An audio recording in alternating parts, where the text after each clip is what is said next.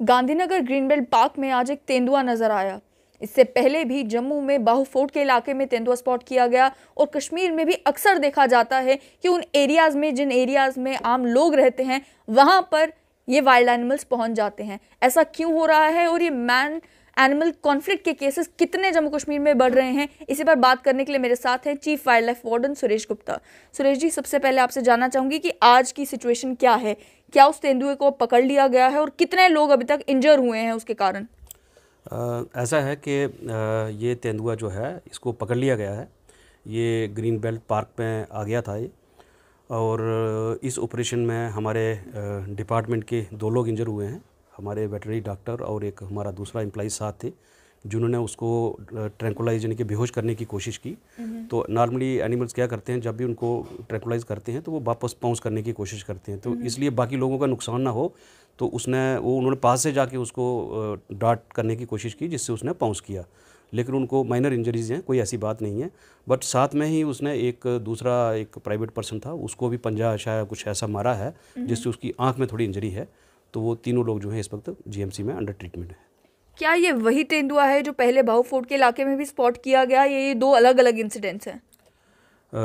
देखिए, ये कह तो नहीं सकते, बट मोस्टली यही लगता है कि जो बहु एरिया में आ रहा है, जो सेटलमेंट के पास, तो मोस्ट प्रॉब्ली वही जो है स्ट्रे करके कहीं रात को जो है इधर जो है बस्ती की तरफ, जो सिटी की तरफ आ गया है। तो एक्सपेक्ट मोस्ट प्रॉब्ली हम वही कर रहे हैं, क्योंकि वो वाला भी जो है उसके अभी हमें कोई उस तरह से फ़ोटोग्राफ वगैरह नहीं है कि जब से हमें इन्फॉर्मेशन आई है। हमने वहाँ 3 ट्रैप्स लगाए हुए हैं उसको पकड़ने के लिए, तो लेकिन वो उन ट्रैप्स में तो नहीं आया, लेकिन हो सकता है यही इधर आ गया होगा। आपसे समझना चाहूंगी कि कारण क्या है कि ये जंगली जानवर उन सेटलमेंट्स में पहुंच रहे हैं जो ह्यूमन सेटलमेंट्स हैं, जहां पर आम लोग रह रहे हैं। देखिए, आप जानते हैं कि जम्मू जो है राजा जाम्बुलोचन जो है उन्होंने बसाया था, और उन्होंने भी जब बसाया था तो इस बात से वो इम्प्रेस हुए कि यहाँ शेर और बकरी इकट्ठे पानी पी रहे थे। शेर मीन्स लेपर्ड ही होगा उस टाइम में, क्योंकि यहाँ तो लेपर्ड ही है। तो ये एरिया लेपर्ड का है, और यहाँ आप देख रहे हैं कि रामनगर वाइल्ड लाइफ सेंचुरी है जम्मू के बिल्कुल नॉर्थ पे एडजॉइनिंग, और तवी की दूसरी साइड बहु कंजर्वेशन रिजर्व है, वो भी वाइल्ड लाइफ एरिया है। तो वाइल्ड लाइफ एरियाज़ में तो वाइल्ड एनिमल्स होते ही हैं, और उन्हीं के लिए जो गवर्नमेंट ने इनको नोटिफाई किया है इनकी प्रिजर्वेशन और कंजर्वेशन के लिए। तो यहाँ इसकी हैबिटेट रही है, ये बीच बीच में आते रहे हैं। और अब चूँकि आप जैसे देख रहे हैं कि हमारी बस्तियाँ बढ़ती जा रही हैं, आगे आगे आती जा रही हैं, तो उसकी वजह से थोड़ा कन्फ्लिक्ट ज़्यादा हो रहा है। और आपको मैं याद दिला दूँ कि लगभग 1.5-2 साल पहले भी हमारे जो इधर बनाई साइड जो है, वहाँ भी एक दिन लेपर्ड आ गया था। तो फिर भी हमारी टीम वहाँ गई थी, उन्होंने उसको ट्रैंकुलाइज़ किया था। उसमें भी हमारे 2 लोग इंजर हुए थे, बाकी और कोई नुकसान नहीं हुआ था। तो ये यहाँ भी कश्मीर में भी कई जगहों पे देखेंगे, बाकी जगहों पे भी जो है लेपर्ड्स और ब्लैक बेयर जो है, इनका जो है कन्फ्लिक्ट जो है थोड़ा सा चलता रहता है, क्योंकि ये प्रे के लिए, खाने के लिए जो है जंगलों से बाहर की तरफ आते हैं। तो वहाँ इनको लगता है कि शायद कुछ मिल जाए, तो वो उस चक्कर में इंसान के साथ इनका कन्फ्लिक्ट हो जाता है। पिछले 1 साल में और अभी मार्च 2021 तक कितने ऐसे केसेस पूरे जम्मू कश्मीर में, जम्मू रीजन में भी, कश्मीर रीजन में भी देखने को मिले हैं जहाँ पे इसी तरीके से मैन एनिमल कॉन्फ्लिक्ट हुआ है? देखिए, मैं आपको ये बताऊं कि आप जैसे जानते हैं कि कहीं बस्तियों में लेपर्ड आ रहे हैं, कहीं ब्लैक बेयर आ रहे हैं। तो हमारे 42 कंट्रोल्स हैं वाइल्ड लाइफ विंग के पूरे JNK में, जगह जगह पे। तो जैसे ही हमारे मैसेज आता है तो हमारे लोग वहाँ चले जाते हैं, और वो जो है उसको रेस्क्यू जो है ऑपरेशन चलाए जाते हैं। तो लगभग 6000 एनिमल्स को हमने पिछले 1 साल में रेस्क्यू किया है, अलग अलग जो सेटलमेंट से उनको वापस छोड़ा है जंगलों में। और इसमें मेजॉरिटी जो है लगभग 3500 के आसपास स्नेक्स हैं, और बाकी जो हैं ब्लैक बेयर हैं, लेपर्ड हैं, और भी दूसरे जानवर हैं। तो अगर आप देखें, कन्फ्लिक्ट की सिचुएशन देखेंगे तो कन्फ्लिक्ट में ऐसा है कि लगभग, मैं देख रहा था डाटा, कि पिछले साल कन्फ्लिक्ट में लगभग 17 हमारी जो हैं डेथ्स जो हुए हैं इंसानों की हो चुकी हैं कन्फ्लिक्ट में, और 175 के आसपास लोग जो हैं इंजर हुए हैं। अगर उसके पिछले साल की बात करेंगे तो 183 डेथ्स हैं, जो ज़्यादा हैं पिछले साल से, और 183 जो हैं इंजरीज़ हैं, और 21 डेथ्स हैं। तो आपको मैं ये बता दूं कि एवरेज मैं 8-10 साल का डाटा अगर बताऊंगा तो एवरेज 20 के आसपास लोग जो हैं हमारे जान खोते हैं वाइल्ड एनिमल कन्फ्लिक्ट में। केसेस कम हो रहे हैं या बढ़ रहे हैं? मैं ये तो नहीं कह सकता, लेकिन ऐसा है कि 20 के आसपास ये रहते हैं, उससे 2-4 ऊपर 2-4 नीचे। और कोशिश हो रही है कि इसको थोड़ा किया जाए। अगर पिछले 2 साल का डाटा देखेंगे तो उससे तो लगता है कि हमारा ट्रेंड जो इम्प्रूवमेंट की तरफ है। सुरेश जी, जैसे आज देखने को मिला कि तेंदुआ ग्रीनबेल्ट पार्क में जैसे ही स्पॉट किया गया, लोगों की भीड़ जमा होगी पार्क के इर्द गिर्द।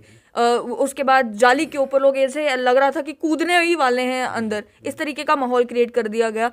आपसे समझना चाहूंगी कि जब ऐसे कोई वाइल्ड एनिमल स्पॉट किया जाता है, कोई भी जंगली जानवर हो, एक आम आदमी को करना क्या चाहिए? क्या ये सोचना चाहिए कि अब मैं पत्थर मारूंगा तो ये भाग जाएगा, या फिर क्या करना चाहिए? देखिए, मैं आपको ये बता दूं कि जब भी वाइल्ड एनिमल कहीं दिखता है तो सबसे पहले तो लोगों को पैनिक नहीं करना चाहिए और उस एरिया से पीछे हट जाना चाहिए।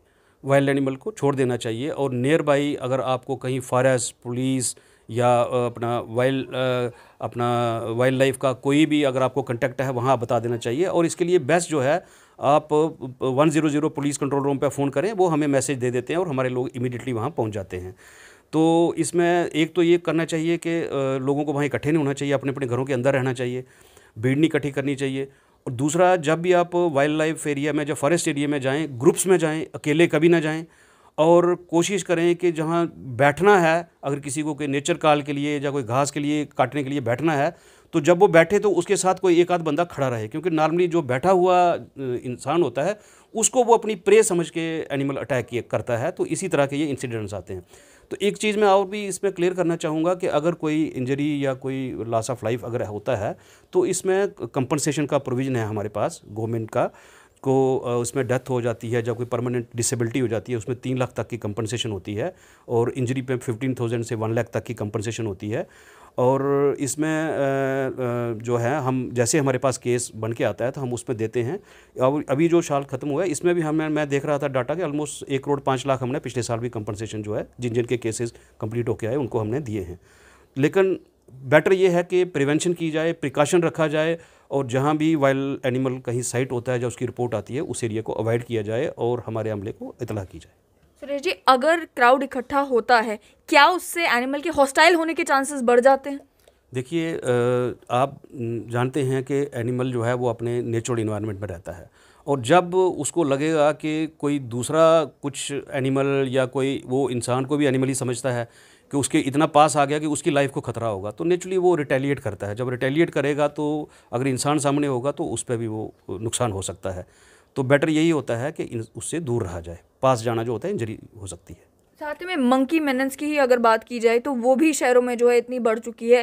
क्या कारण आप समझते हैं कि आपने जगह जगह बोर्ड्स तो लगवाए हुए हैं कि डू नॉट फीड मंकीज़, लेकिन उसके बावजूद भी कुछ सड़कें हैं जहां पर अगर आप निकलते हैं तो सड़कों के बीच में आपको मंकी ज़रूर दिखेंगे, कहीं छतों पे जो है वो मंकी ज़रूर दिखेंगे। तो उन एरियाज़ में अभी भी ये मंकी मेनेंस दूर नहीं हुई है। क्या कारण समझते हैं कि क्या कारण है इसका? देखिए, मंकी मेनेस इस वक्त जो है काफ़ी स्प्रेड हो चुकी है, और खाली J&K में नहीं, पूरे नॉर्थ इंडिया में, आप हिमाचल में देखेंगे, यूपी में देखेंगे, बहुत सारी जगहों पे हो गई है। और इसकी मेन वजह ये है कि एक तो हम इनको आर्टिफिशियली फ़ीड करते हैं। जब इनको हम आर्टिफिशियली फ़ीड करते हैं, कोई कह रहे हैं कि इसको कोई केले दे रहे हैं, कोई ब्रेड दे रहे हैं, कोई चीज़ें छोड़ रहे हैं, या फिर आजकल हम क्या करते हैं, चीज़ें जब खाते हैं तो रिफ्यूज़ फेंक देते हैं। रिफ्यूज़ जब हम फेंकते हैं तो क्या होता है कि उसमें लोग, ये एनिमल जो होता है वो वहाँ खाने को चला जाता है। जब उसको इजी फूड मिल जाती है, फिर उसके पास स्वाय प्रोक्रेस्टिनेशन, जिसको बच्चे पैदा करना, और कोई काम नहीं रह जाता। उस साल में 2 बार जो है ये लिटरिंग करता है। तो अगर समझ लो 15 का ग्रुप है तो हो सकता है 2 साल में ये 45-50 का बन जाए। फिर जब ग्रुप बड़ा हो जाता है फिर ये छोटा हो जाता है, ये स्प्लिंटर कर जाता है। छोटा ग्रुप जो एक साइड चला जाएगा, दूसरी साइड चला जाएगा, फिर ये स्प्रेड करना शुरू कर देते हैं। उसी वजह से ये स्प्रेड होते जा रहे हैं। और उस चक्कर में क्या होगा कि अब इनको, जब हमने इनकी आदतें ख़राब कर दी, अब ये क्या करते हैं, स्नैच भी करते हैं, चोरी भी कर लेते हैं, ठीक है, और ज़बरदस्ती छीन भी लेते हैं। तो बेटर यही है कि हम इनको आर्टिफिशियली फीड ना दें। और हमने देखा है आपने कि रिसेंटली हमने काफ़ी बोर्ड्स भी लगाए हैं और काफ़ी अवेयरनेस के लिए लगाए हैं कि मंकी ही प्रेयर कर रहा है कि मैं वाइल्ड एनिमल हूँ, मुझे वाइल्ड ही रहने दीजिए, मुझे मत कीजिए। बट फिर भी हमारे लोग जो है मानते नहीं हैं। कई बार हमारा स्टाफ रोकता है तो लोग झगड़ा करने के लिए आ जाते हैं। बट मैं सबसे यही अपील करूँगा कि मंकीज़ को जो है आप फीड मत करें। हमारे जंगलों में एनफ है उनके लिए, और वो वहाँ अंदर जाए रहेंगे और अपने नेचुरल तरीके से रहेंगे, और अपने नेचुरल तरीके से, अपनी नेचुरल बैलेंस के साथ वो उनका सिस्टम ठीक चलेगा। बहुत बहुत शुक्रिया। आपने साफ तौर पर सुन लिया कि आज जो लेपर्ड ग्रीनबेल्ट पार्क में स्पॉट किया गया, उसको लेकर भी इनका यही कहना था कि आप जब भीड़ इकट्ठा करते हैं तो वो जानवर भी डर जाता है, उसको लगता है कि ये मेरी टेरिटरी में क्यों आ रहे हैं, तो वो जानवर भी जो है वो फिर अटैक करने की पोजीशन में आ जाता है। साथ ही में उन्होंने ये भी कहा कि ये मैन वर्सेस एनिमल के जो कॉन्फ्लिक्ट चल रहे हैं, ये केसेस लगातार जम्मू में भी देखने को मिल रहे हैं, कश्मीर में भी देखने को मिल रहे हैं। इसमें जो सेंसिबल चीज़ है वो ये है कि आप वाइल्ड लाइफ डिपार्टमेंट को कांटेक्ट करें, आप पुलिस को कांटेक्ट करें और आप उस एरिया से पीछे हट जाएं ताकि आप सेफ रहें।